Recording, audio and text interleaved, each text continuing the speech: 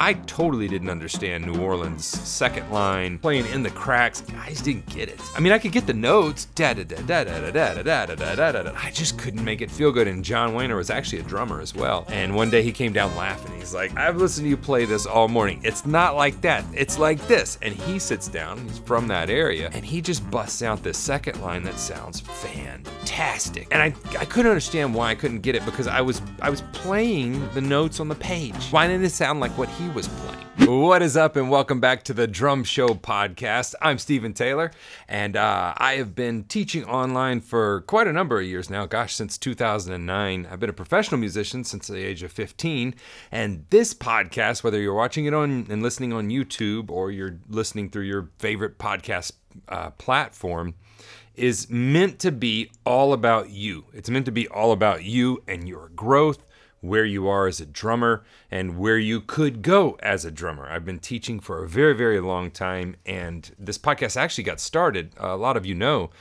I've just answered questions every day in my email. I've always answered my own email.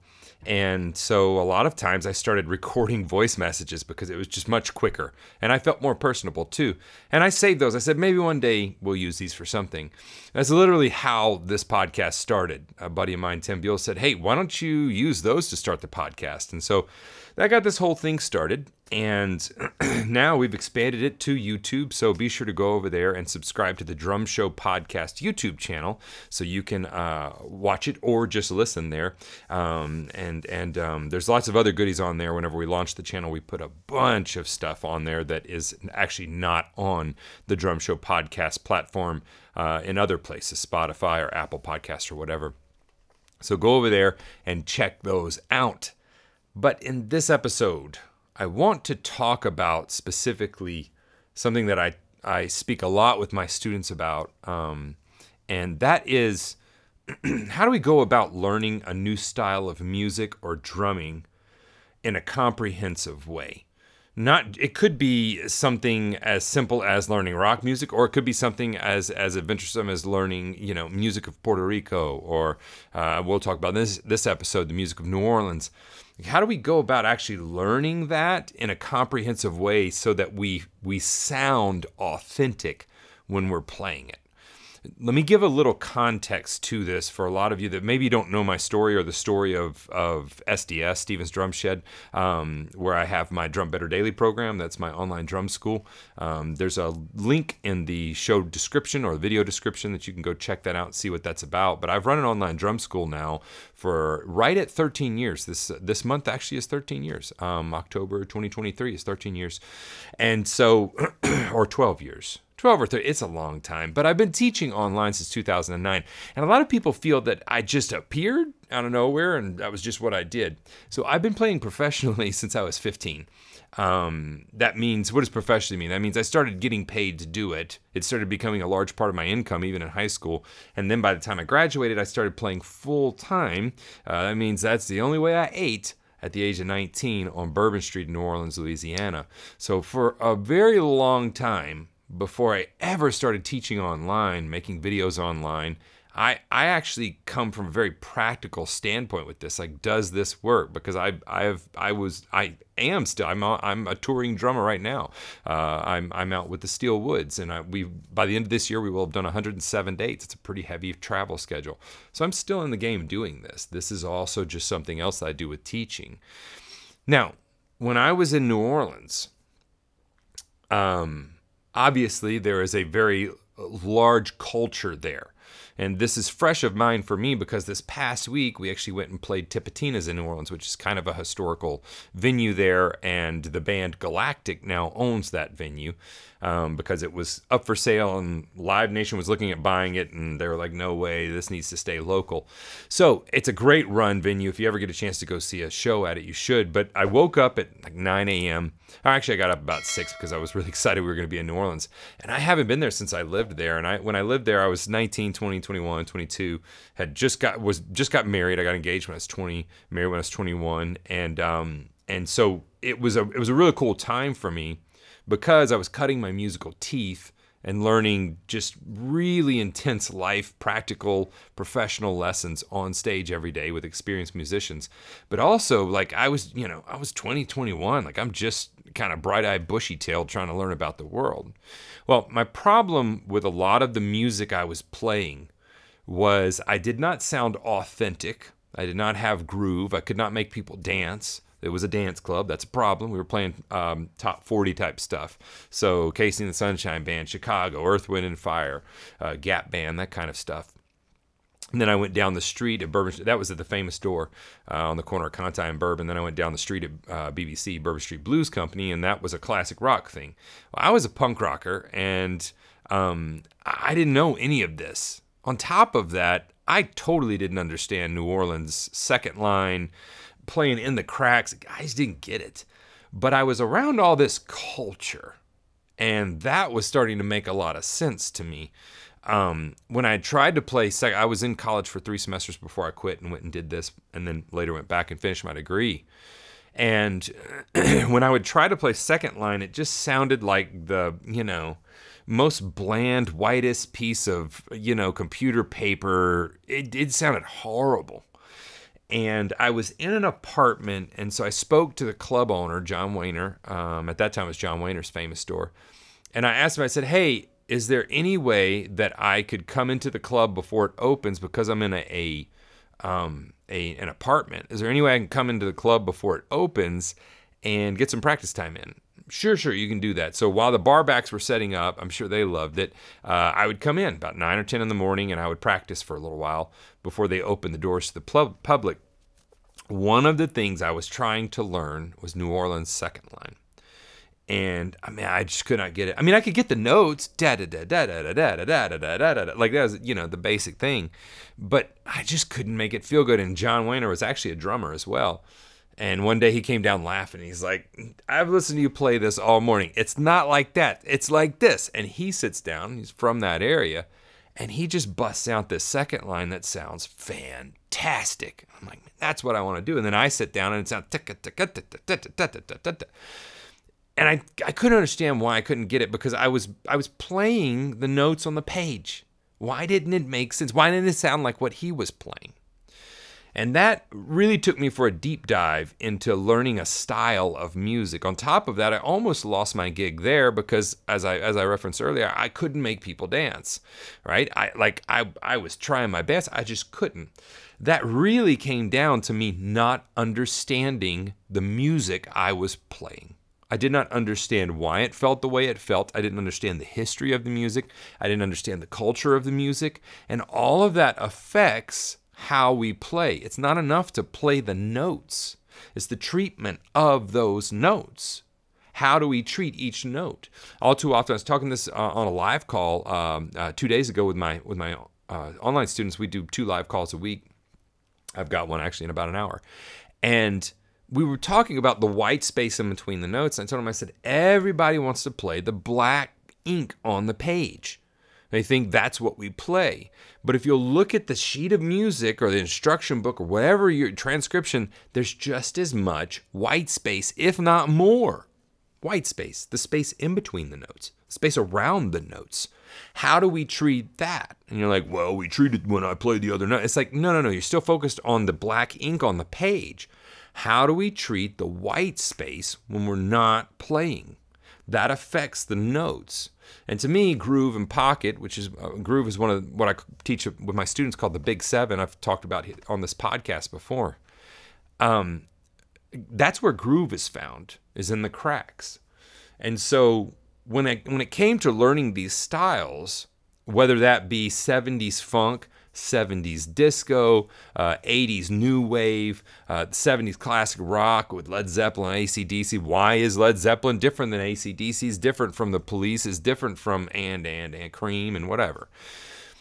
I didn't understand how to critically listen, but also critically observe the culture around the music to help me understand why the music felt the way it feels. I'm going to give you a couple of examples of this and take you on we're not going to go deep dive like you're seeing, fish with lights coming off, their heads, and you can see through them. They're translucent. We're not going that deep, but we're going pretty deep. And with some of this music, to understand it, you really need to go as deep as possible to where you're seeing like the weird fish. You need to go down there and marry a mermaid or something. Like, you need to live deep in this music to understand what makes it tick. And that affects how we play the music. You're like, Steven, it's disco from the 70s.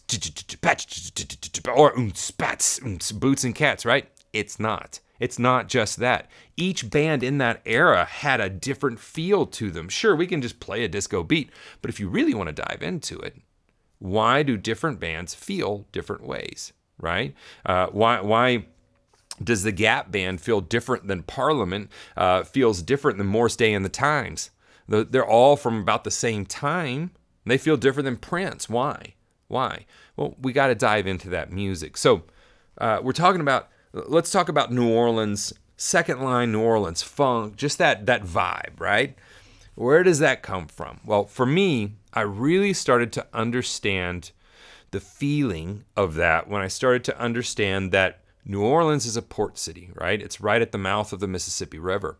So you had a lot of different cultures intersecting at one time. You had African culture coming in from the slave trade back in the day. You had Spanish culture. You had white American. You had English. You had Cuban. All of these South American. All these cultures were coming in. French, huge there, and so it was a melting pot of culture. And what happened is they wound up latching on to some of that, and they have a music that feels a very unique way. Not only do they have a specific music that's played there that helps the vibe of the city, they like, everybody knows that there are colors that go with New Orleans. You know, like the yellows and the greens and the purples, the Mardi Gras, like they have their own celebrations and the Mardi Gras crews and the parades, they have their own cuisine. You know, I went there the other day. I got etouffee, and I got jambalaya, and I got gumbo, and I had beignets, and I ate all day. I had a po' boy, an overstuffed shrimp po' boy with hot sauce. You got to have it. I almost got the messy roast beef po' boy with shrimp put on top of it. They called that one, so I had never even seen that. That was a new development. It was like blowing my mind, right? This podcast is brought to you by the Drum Better Daily program. That's actually my online drum school that I've run now for 12 plus years. Not only have I been playing the drums professionally since the age of 15, I've been teaching since the age of 18. Matter of fact, I talked to one of my first student a few days ago. I actually called him to see if he could sub a gig out for me. Daniel, love you, man. And he's still playing. He's still doing it on a pro level. I would love to have you go check it out at stevensdrumshed.com. You can find a link to that in the show notes or video description, whichever platform you're watching it on. But it truly is a community of like-minded drummers where we are striving to just be the best that we can be at the drums. In addition to over 70 pre-recorded drum courses, there's also a tech talk area where we talk about everything technology related as it pertains to the drums, e-kits, recording, doing videos, all of that stuff. There are forums where you can hang out with the other students as well. We do 2 live video student calls every week that you can join if you'd like to. We do guest artist calls monthly, and I'll even make you a personalized lesson plan if that's what you need. Yes, we talk about the nuts and bolts of drumming. Yes, I give you exercises, but we also talk a lot about how to practice more efficiently, how to practice better, and how to get more out of your practice time. I know you're just like me. You're busy, you're being pulled by work, by family, by friends, by other responsibilities. Whenever you practice, you really want to see gains and have it be productive. That is what we focus on in the Drum Better Daily program. I'll have to say personally, it's been really cool because some of these students I've worked with for over 12 years, we started running drum camps last year in 2022, and I got to meet some of them in person for the first time. Those drum camps have been selling out. They've been just blowing my mind with how much fun they are and how great a time it is to bring the community together in person. A community that was started online and has been going online strong now for over 12 years. I'd love to have you be a part of it. So we have all of these rice and beans. I had rice and beans. We have all of these red beans and rice. Excuse me, not rice and beans. all these cultural things, but also the city has a temperature. What does that mean? Well, the city, like, it is hot there. It is like oppressively hot in the summer and muggy. It's so muggy there. Now, there's something else we got to understand about New Orleans. New Orleans is below sea level. What does that mean? It means the water level's here and New Orleans sits here. That's why it flooded after Katrina. The levees broke, right? Something you may not know about New Orleans. Did you know that they bury people above ground? Why do they do that? Because when they first settled there, they found out that if they buried them below ground, they floated to the top. That's a weird thing. That's like you need to learn these things about their culture. So to me, I started to understand how Second Line felt and why it felt that way whenever I felt a summer there and how hot it was, whenever I smelled the French Quarter at 2 a.m. and what it smelled like, whenever I ate beignets at Cafe Du Monde at midnight, whenever I had étouffée while I'm actually sweating, buckets during the summer, whenever I had, a crawfish, went to a crawfish boil. All these things. I saw a wedding processional. I saw a funeral processional. I saw Mardi Gras and what that does. So all of these things go into a style of music because music comes from culture. It's not just notes. It's not just ta ta ta ta ta ta ta ta ta ta ta ta. It's not that. It's culture, and we as humans take that culture and we make something called music, right? And that's why it sounds the way it sounds. So we as drummers need to have the respect for that music that we're willing to at least do a Google search and find out what's the temperature like there. What are the people like? What's the history there? What is the food there like? Maybe go eat some of their food. Like, try to immerse yourself in this style of music so that you can understand what that sounds like. Like, if you're into punk rock and you understand the importance of these original punk bands or CBGBs or any of the history that goes with punk rock, you don't understand how ska intersected with punk and how it split off at the beginning of the 80s and became all this different stuff with new wave and eventually went into grunge. Like, you have to understand the history of the music that you play to be able to play it authentic. In my book, that's what I teach my students. It takes a little bit more time, but the learning process is so much more fun because we're not just looking at notes. We're looking at culture and people and history, and that's what we're looking at. Community. That's really what we're looking at. I stress so much with my online drum students. I'm like, look, community's huge. Get involved with the community here. We just started having, I say just last year. We'll have our 8th drum camp in 2 weeks. Those drum camps are about community. I tell them when they get here, one of the top 3 things we are working on is community. You need to get to know those people that you came here with. Now, when it came to actually playing the music, the notes were not hard. The feel was what was hard. And then I started diving into, well, why does it feel that way? Why is it called Second Line? You ever wondered that? If you've ever heard of Second Line music, why is that? Why is Second Line a thing? Well, you have to understand the history of New Orleans, and you have to understand that they bury people above ground, and you have to understand that they have a funeral procession that goes to those burials, and you need to understand that the first line of people are the family. The second line of people is the band. And whenever they would go to these funerals, now look, I'm not a historian. I am paraphrasing a lot of this. Allow me some liberties. But when you go to these funerals, they would play funeral dirges. A popular one was When the Saints Go Marching In, The Sweet By and By. And they would play these slow, respectful for the dead. We're putting them not in the ground, above the ground, right? People were crying. But then if you know New Orleans, you know they like a good party. The first time a hurricane came through while I was in New Orleans, my wife, funny story there. But anyway, she wound up leaving me in New Orleans. Not leaving me, but leaving, and was like, I'm out of here. I was like, well, I got to work. And so I went out that night to the Maple Leaf, which is a popular joint there, to see Rebirth Brass Band play. They were having a hurricane party. People were nuts. They were out in the streets having a good time. Like, it is a party city. So on the way back from the funeral, they didn't want to play those slow When the Saints Go Marching In. They wanted a livelier version of that. So you take a typical marching band setup and lively it up and put that with some vibe and some culture, and you start having things like Second Line. And that's why it's called Second Line. You can look at they also do these type of processionals for weddings. You've never seen a wedding until you've seen a New Orleans wedding. Look them up. Look them up. They're very unique. Those processionals, the bride and groom dance. There's umbrellas. It's a vibe. It's a whole thing. So when it comes to the feel of that city, it's affected by the smells, the sights, the temperatures, the weather, the culture, the melting pot that is there. That is what we would call a universal rhythm. You find that in all types of cultures. And so when we find something like that, we can trace that back to African roots. We can trace that back to South American roots, Cuban roots, clave, bas, da, da, ba, ba, ba, ba, ba, ba, ba, that, bas, da, da, right? Second line,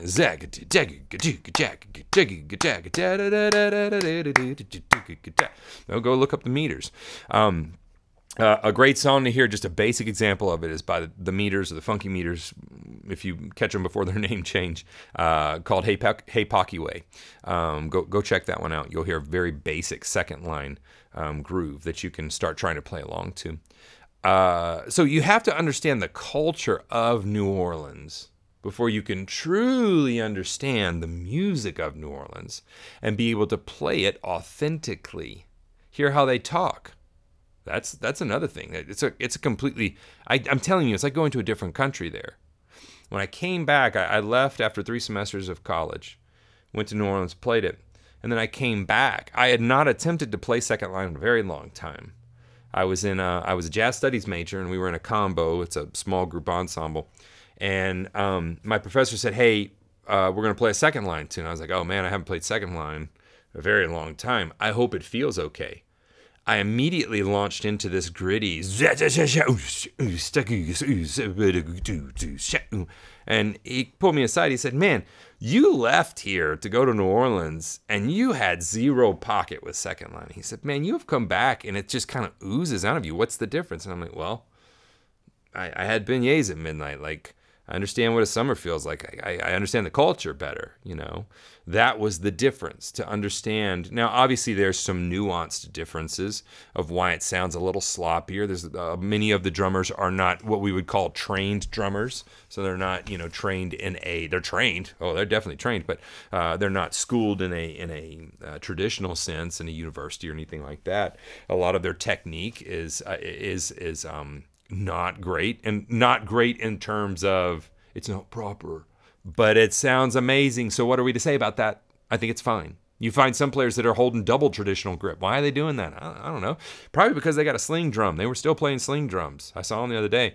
Go look up the history of brass bands. It's interesting to listen to brass bands like Treem Brass Band, and then fast forward a little bit to Rebirth Brass Band, and then fast forward to some of the newer ones that are coming out and mixing it with hip-hop elements, like the Hot 8. They're one of my favorite right now. So do you understand when I talk about learning a style of music? Yeah, sure, the notes on the page. Obviously, you need to play those. But are you really going to stop there? Is that where you're going to stop learning that style? Let me give you another example. So right now, I read all the time, and especially when I'm out on the road, I have some downtime, and I realized I had ordered like 54 books that I'd never read. That was on top of the books I was reading. If I see a book, I think they're the best deal in the world. They teach you so much.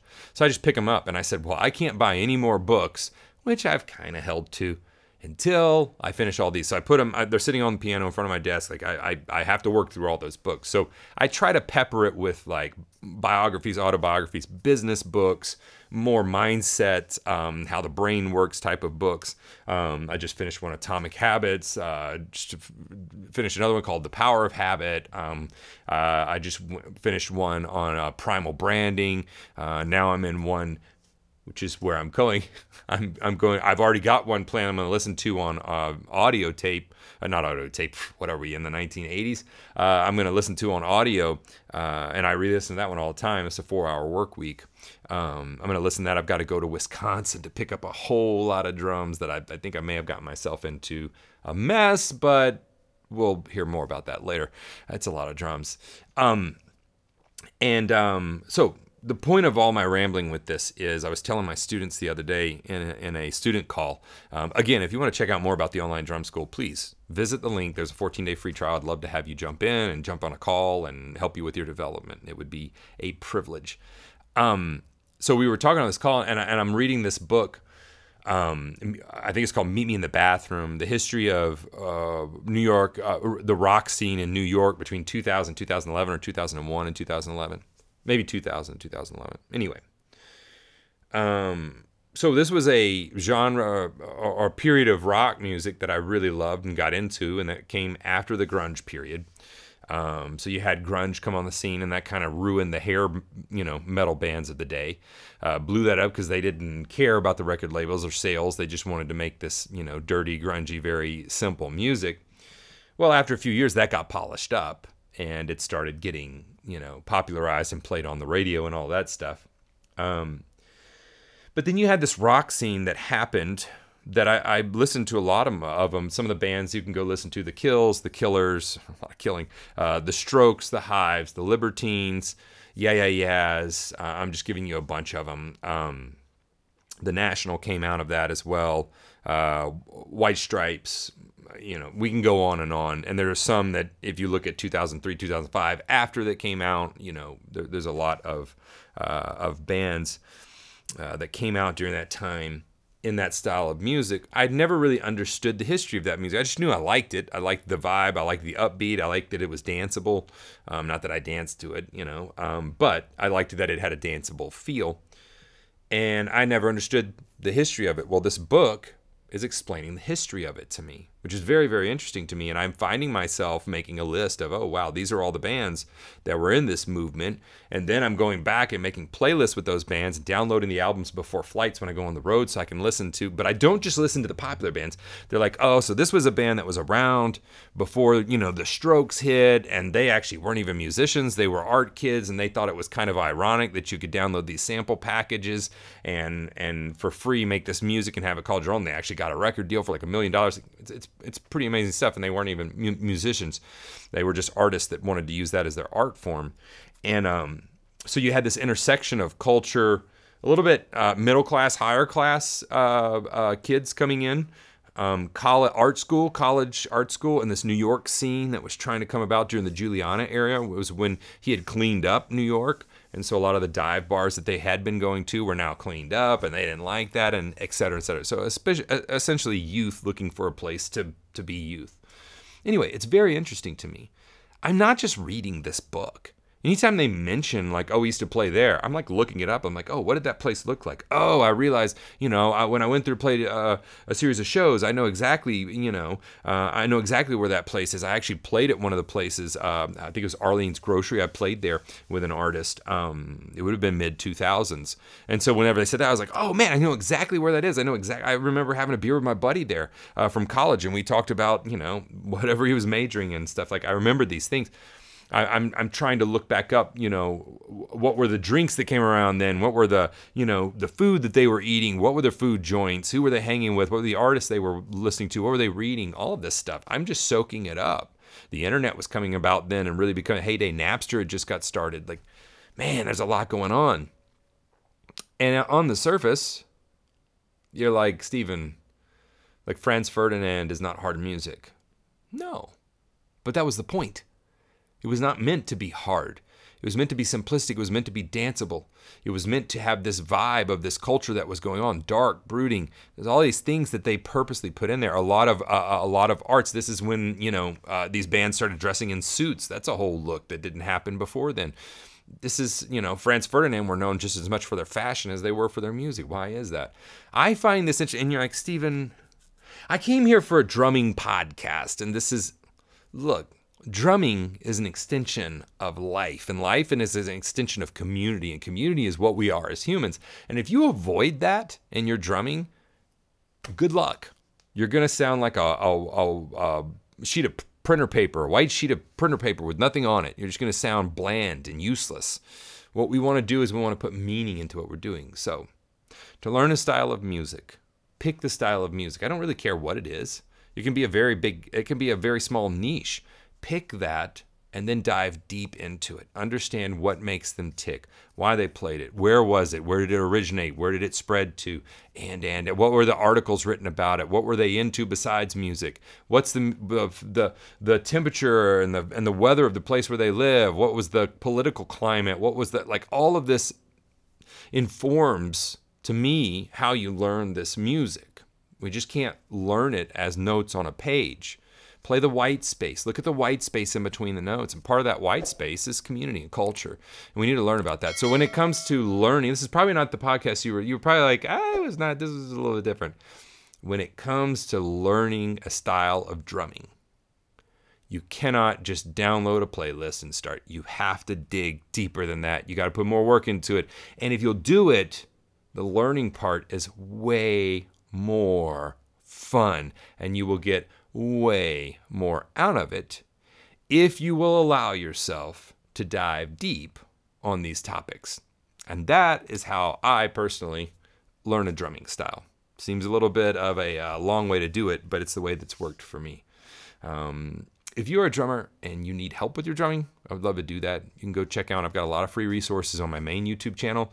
You can look up my name and drum lesson, and some should come up.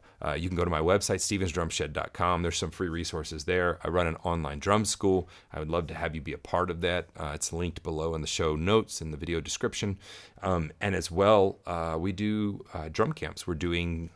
how many are we doing this next year? We're doing 6. We sold out in 2 weeks last year and had a wait list. And we actually expanded the number that we would take, and that's still sold out. So this next year we're doing 6 drum camps. You can find more about that on the website too. But whatever you do, practice some and do the music a favor. Go learn a little bit about the culture around it.